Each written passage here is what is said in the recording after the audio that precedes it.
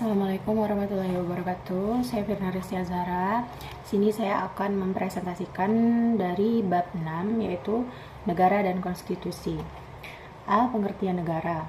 Negara dalam pengertian sederhana dapat dipandang sebagai suatu organisasi dalam suatu wilayah yang memiliki kekuasaan tertinggi yang sah yang ditaati oleh rakyatnya.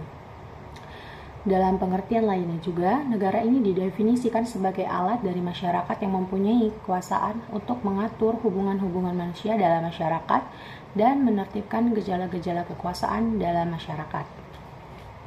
Secara etimologi, istilah negara ini juga merupakan terjemahan dari bahasa asing yaitu state dalam bahasa Inggris, Staat atau dalam bahasa Jerman dan Belanda.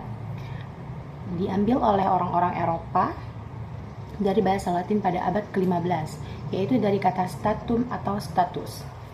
Di Indonesia sendiri, istilah negara ini adalah berasal dari bahasa Sanskerta nagara atau nagari yang berarti kota. Berikut ini juga adalah pengertian tentang negara yang juga banyak disambungkan dari pemikiran para ahli, baik dari dalam maupun dalam luar negeri. Yang pertama itu ada pengertian negara menurut ahli dalam negeri. Menurut Prof. Nasron, negara adalah suatu bentuk pergaulan hidup dan oleh sebab itu harus juga ditinjau secara sosiologis agar dapat dijelaskan dan dipahami. Yang kedua ada pengertian negara menurut para ahli luar negeri. Menurut Plato, negara adalah manusia dalam ukuran besar yang senantiasa maju dan berevaluasi. Menurut Aristoteles, negara adalah perkumpulan dari keluarga dan desa untuk meraih kehidupan yang sebaik-baiknya. Sifat, fungsi, dan unsur negara. Yang pertama, sifat-sifat negara. Negara adalah suatu bentuk organisasi yang khas yang menjadikan dirinya berbeda dengan organisasi kemasyarakatan yang lainnya. Hal ini dilihat dari sifat-sifat yang khas atau khusus. Sifat-sifat khusus ini pada hakikatnya merupakan perwujudan dari kedaulatan yang dimiliki negara dan yang hanya terdapat negara saja. Miriam Budiarjo dalam bukunya Dasar-Dasar Ilmu Politik ini menyatakan bahwa sifat-sifat negara terdapat atas 3. Yang pertama, sifat memaksa. Sifat memaksa dalam negara berarti mempunyai kekuatan fisik yang secara legal sarananya untuk melakukan pemaksaan adalah adanya tentara, politik, dan alat penegak atau penjamin hukum lainnya. Tujuannya itu untuk memaksa adalah agar semua peraturan perundang-undangan yang berlaku ditaati sehingga keamanan dan ketertiban dalam suatu negara tercapai. Yang B, sifat monopoli. Sifat monopoli dalam negara adalah untuk menetapkan tujuan bersama masyarakat, seperti negara dapat mengatakan bahwa aliran kepercayaan atau partai politik tertentu dilarang hidup dan disebarluaskan karena dianggap bertentangan dengan tujuan masyarakat dan negara. C, sifat mencakup semuanya. Semua peraturan perundang-undangan berlaku untuk semua orang-orang tanpa terkecuali. 2, fungsi-fungsi negara. Negara ini juga dapat dipandang sebagai kumpulan manusia yang hidup bersama untuk mewujudkan tujuan bersama. Jadi setiap negara itu mempunyai tujuan nasional yang berbeda-beda, namun pada hakikatnya ini mempunyai tujuan akhir yang sama. Macam-macam fungsi negara itu adalah sebagai berikut. Yang A itu fungsi keamanan dan ketertiban. Jadi negara ini memiliki fungsi keamanan dan ketertiban yang mengandung yang dimaksudkan bahwa negara ini menjaga keamanan dan ketentraman masyarakatnya.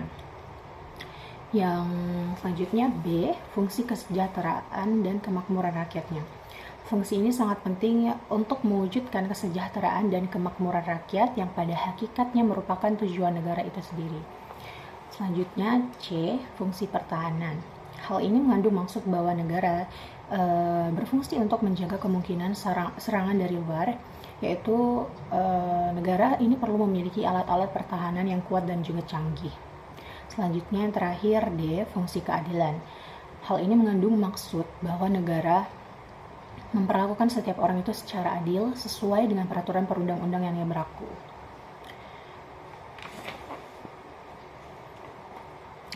Di dalam teori kenegaraan dikenal beberapa fungsi kekuasaan negara.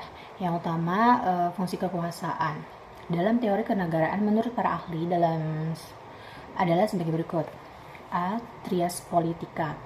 Trias politica ini dikemukakan oleh Montesquieu, atau dalam teori ini dibagi menjadi 3 fungsi. Yang pertama ada fungsi legislatif, yaitu membuat undang-undang.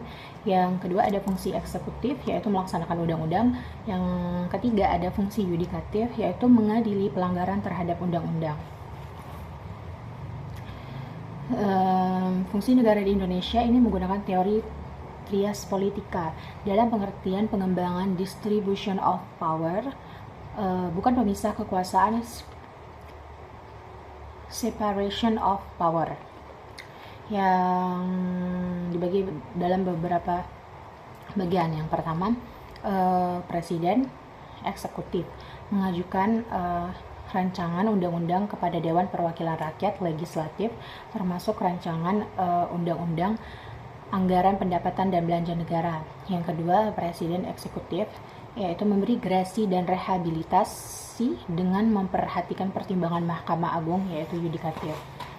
Yang ketiga, presiden eksekutif memberi amnesti dan abolisi yudikatif dengan memperlihatkan pertimbangan Dewan Perwakilan Rakyat legislatif.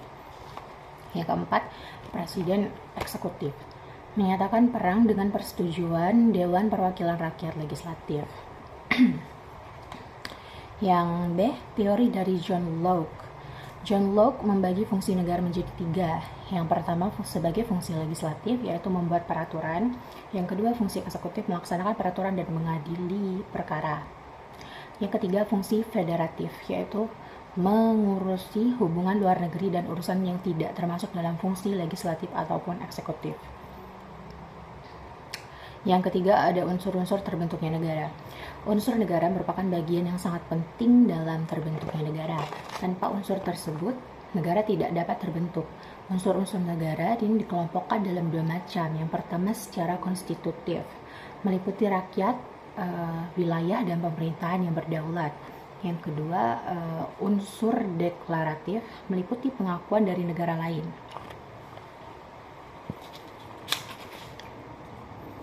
Yang C ada konstitusi. Yang pertama, pengertian konstitusi. Konstitusi ini berasal dari bahasa Inggris, yaitu constitution, atau dari bahasa Belanda constitutie, yang berarti sebuah norma sistem politik dan hukum yang dibentuk oleh pemerintah negara. Istilah konstitusi ini mempunyai 2 pengertian, yaitu A. Pengertian luas dari konstitusi merupakan keseluruhan dari ketentuan-ketentuan dasar atau hukum dasar. B. Pengertian sempit dari konstitusi berarti piagam dasar atau undang-undang dasar, yaitu suatu dokumen lengkap mengenai peraturan-peraturan dasar negara. Yang kedua, konstitusi dasar hukum tertulis dan konvensi. Undang-undang dasar adalah hukum dasar yang tertulis dan memiliki sifat yang tidak berubah. Secara umum, menurut H.G.S. Wade dalam bukunya Constitutional Law, Undang-Undang Dasar menurut sifat dan fungsinya adalah suatu naskah yang memaparkan kerangka dan tugas-tugas pokok dari badan-badan pemerintahan suatu negara dan menentukan pokok-pokok cara bekerja badan-badan tersebut. Begitupun dalam penjelasan Undang-Undang Dasar NRI tahun 1945 disebutkan bahwa Undang-Undang Dasar NRI ini tahun 1945 bersifat singkat dan supel. Adapun pasalnya dimuat dalam aturan peralihan dan aturan tambahan yang mengandung beberapa makna. Sebagai berikut, yang satu singkat, undang-undang hanya memuat aturan pokok dan hanya membuat garis besar instruksi pada pemerintah pusat dan penyelenggara negara untuk menyelenggarakannya dalam kehidupan negara dan kesejahteraan sosial. Yang kedua, supel elastik. Maksudnya adalah harus senantiasa diingat bahwa masyarakat harus terus berkembang dan dinamis. Negara Indonesia akan terus berkembang sehingga seiring dengan perubahan zaman. Merujuk dari sifat Undang-Undang NRI tahun 1945, dapat disimpulkan dalam penyusunan suatu konstitusi tertulis nilai-nilai dan norma-norma dasar yang hidup dalam masyarakat dan dalam praktik penyelenggaraan negara turut memengaruhi perumusan suatu norma ke dalam naskah undang-undang dasar. Oleh karena itu, suasana kebatinan yang menjadi latar belakang filosofis, sosiologis, politis, dan historis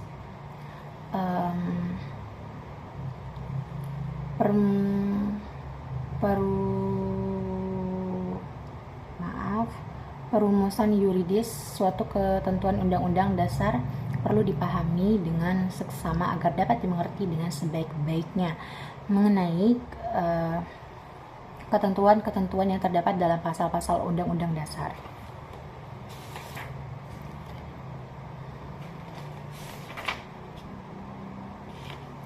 Selanjutnya B, hukum dasar yang tidak tertulis atau konvensi. Konvensi adalah hukum dasar yang tidak tertulis, yaitu aturan dasar yang timbul dan terpelihara dalam praktik penyelenggaraan negara meskipun sifatnya tidak tertulis. Konvensi mempunyai sifat-sifat sebagai berikut. Yang pertama, hukum dasar yang tidak tertulis muncul dari kebiasaan yang berulang kali dan terpelihara dalam praktik penyelenggaraan negara. Yang kedua, hukum dasar yang tidak tertulis konvensi tidak bertentangan dengan undang-undang dasar dan berjalan sejajar.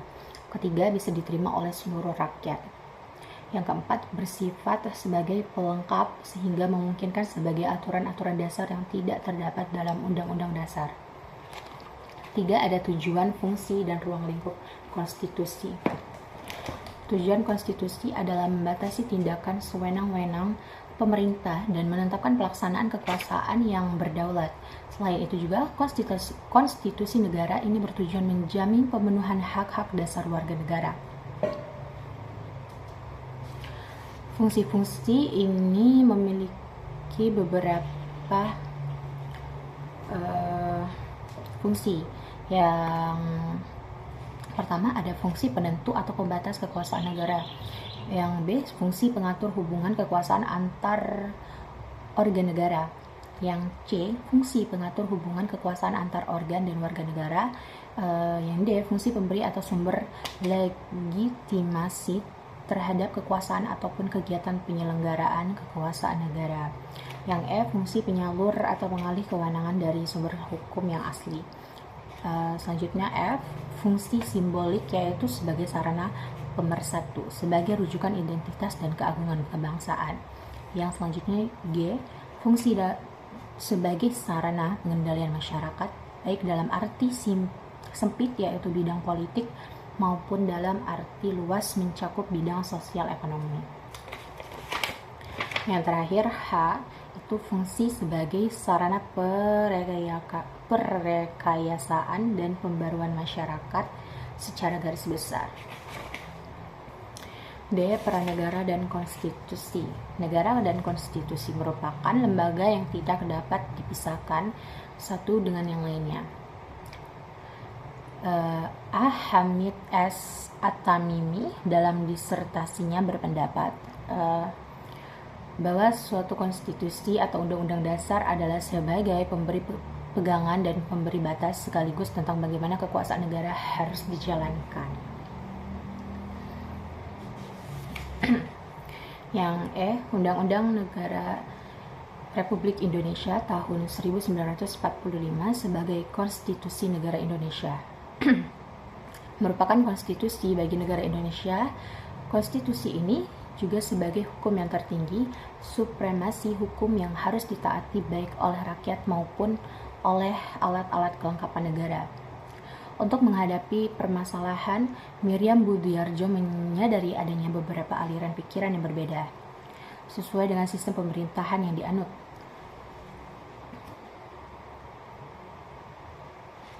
Yang selanjutnya ada F, penerapan konstitusi di Indonesia. Undang-Undang Dasar NKRI tahun 1945 atau Konstitusi Negara Republik Indonesia disarankan dan ditetapkan oleh Panitia Persiapan Kemerdekaan Indonesia yaitu PPKI pada hari Sabtu 18 Agustus 1945. Satu hari setelah proklamasi kemerdekaan, istilah undang-undang baru timbul kemudian, yaitu pada awal tahun 1959. ketika tanggal 19 Februari 1959 Kabinet Karya mengambil kesimpulan dengan suara bulat mengenai pelaksanaan demokrasi terpemimpin dalam rangka kembali ke Undang-Undang Negara RI, Undang-Undang NRI tahun 1945. Kemudian keputusan pemerintah itu disampaikan ke pihak konstituente pada tanggal 22 April 1959. Yang selanjutnya ada G, perubahan konstitusi di Indonesia. Dalam sejarah ketatanegaraan Indonesia telah tercatat beberapa upaya pembentukan Undang-Undang Dasar, penggantian Undang-Undang Dasar, dan perubahan dalam arti pembaruan Undang-Undang Dasar.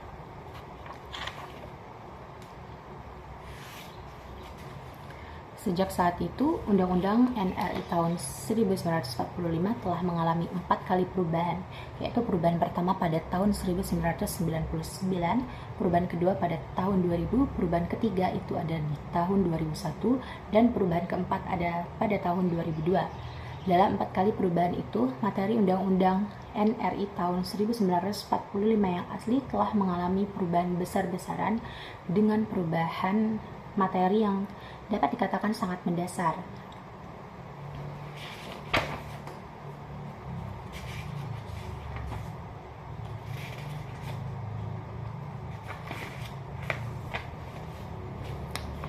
Berangkat dari beberapa pembahasan masalah konstitusi di atas, dapat ditarik kesimpulan bahwa konstitusi tidak sama dengan undang-undang dasar.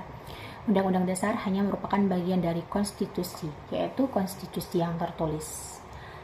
Menteri muatan atau isi konstitusi pada umumnya itu mengatur 3 masalah pokok, yaitu adanya jaminan terhadap hak asasi manusia dan warganya, ditetapkan susunan ketatanegaraan suatu negara yang bersifat fundamental, dan adanya pembagian dan pembatasan tugas ketatanegaraan yang bersifat fundamental.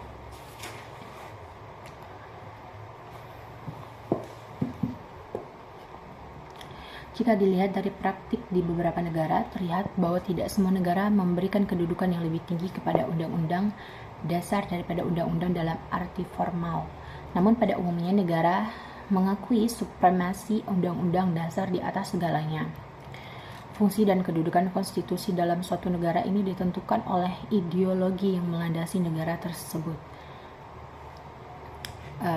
Dan berhubungan dengan hal itu, konstitusi di zaman modern tidak hanya membuat aturan-aturan hukum, tetapi juga merumuskan prinsip-prinsip hukum, haluan negara, dan patokan kebijakan yang kesemuanya mengikat penguasa. Dalam Undang-Undang NRI tahun 1945 ini mengandung faktor-faktor dinamik dalam praktik penyelenggaraan negara. Sebagaimana diketahui bahwa salah satu faktor dinamik itu adalah memungkinkan Undang-Undang Negara Republik Indonesia ini pada tahun 1945 mengakomodir konvensi dalam praktik ketatanegaraan Indonesia. Era sekarang ini tidak sama dengan tahun 1945. Oleh karena itu, perjuangan mewujudkan cita-cita Undang-Undang NRI tahun 1945 serta pelaksanaannya secara murni dan konsekuen bagi pemerintah khususnya harus mampu menyesuaikan dengan tuntunan zaman, kemajuan teknologi di satu pihak, dan mempertahankan Undang-Undang NRI tahun 1945 di pihak lain. Pemaparan materi telah selesai. Saya akhiri. Wassalamualaikum warahmatullahi wabarakatuh.